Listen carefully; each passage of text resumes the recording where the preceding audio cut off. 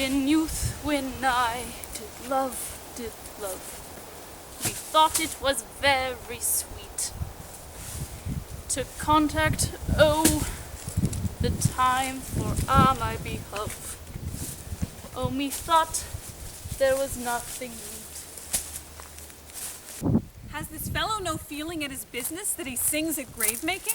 Custom hath made it in him a property of easiness. 'Tis true, the hand of little employment hath the daintier sense. But age with his stealing steps hath clawed me in his clutch, and hath shipped me until the land, as if I had never been such.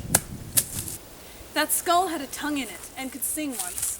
How the knave jowls it to the ground as if it were Cain's jawbone that did the first murder. It might be the pate of a politician that this ass now o'erreaches, one that could circumvent God. Might it not? It might, my lord. Or of a courtier, who could say, "Good morrow, my lord, how dost thou, sweet lord?" This might be my lord such a one, who praised my lord such a one's horse when he went to beg it, might it not? Aye, my lord. Why, e'en so, and now my lady worms chapless and knocked about the mazzard with a sexton's spade. Here's fine revolution, and we had the trick to see it. Did these bones cost no more the breeding but to play at loggets with them? Mine ache to think on't. A pickaxe and a spade for such a shrouding sheet. A pit of clay for two be made, for such a guest as meet.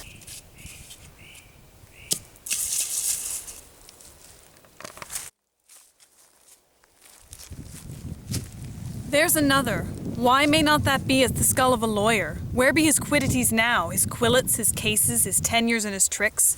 Why does he suffer this rude knave now to knock him about the sconce with a dirty shovel, and not tell him of his action of battery? Huh.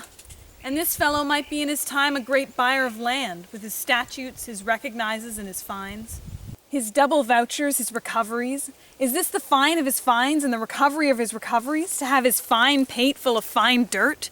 Will his vouchers vouch him no more of his purchases, and double ones too, than the length and breadth of a pair of indentures? The very conveyances of his lands will hardly lie in this box, and must the inheritor himself have no more? Ha!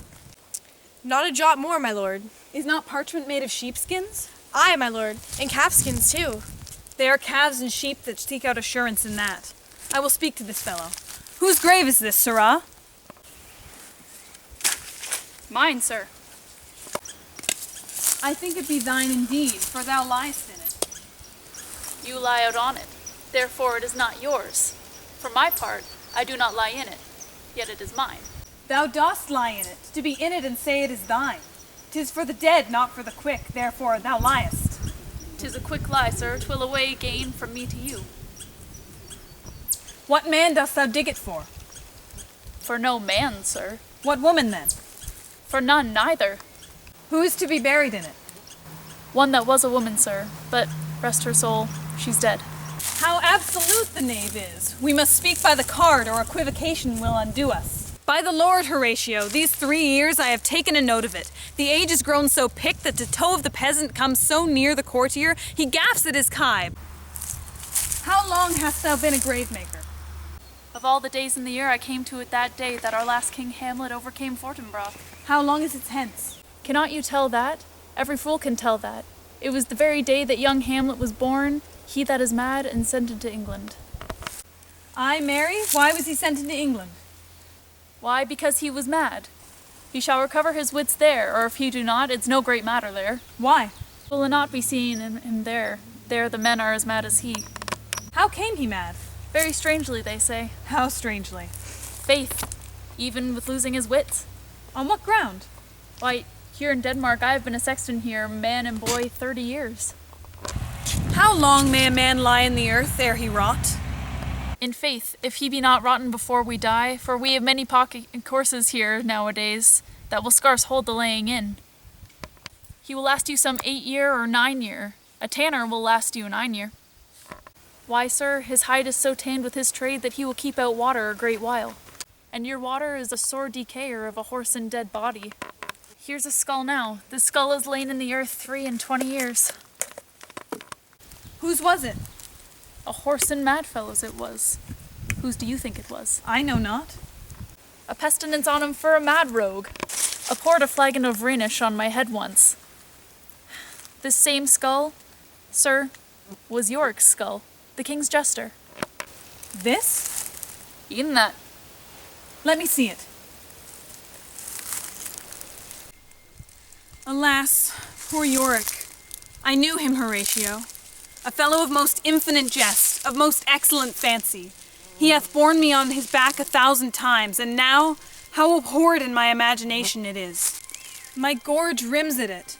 Here hung those lips that I have kissed, I know not how oft.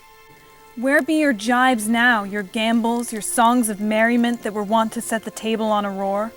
Not one now to mock your own grinning? Quite chapfallen. Now get thee to my lady's chamber, and tell her she must paint an inch thick.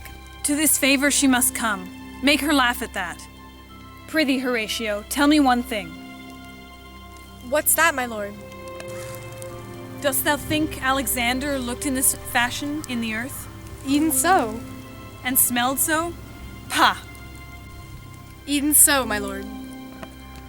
To what base uses we may return, Horatio? Why may not imagination trace the noble dust of Alexander till he find it stopping a bunghole? Tweer to consider too curiously, to consider so.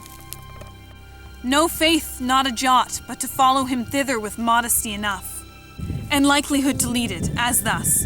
Alexander died, Alexander was buried, Alexander returneth to dust. The dust is earth, of earth we make loam, and why of that loam, whereto he was converted, might we not stop a beer barrel? Imperious Caesar, dead and turned to clay, might stop a hole to keep the wind away. Why not that earth that held the world in awe, might patch a wall to expel the winter's flaw?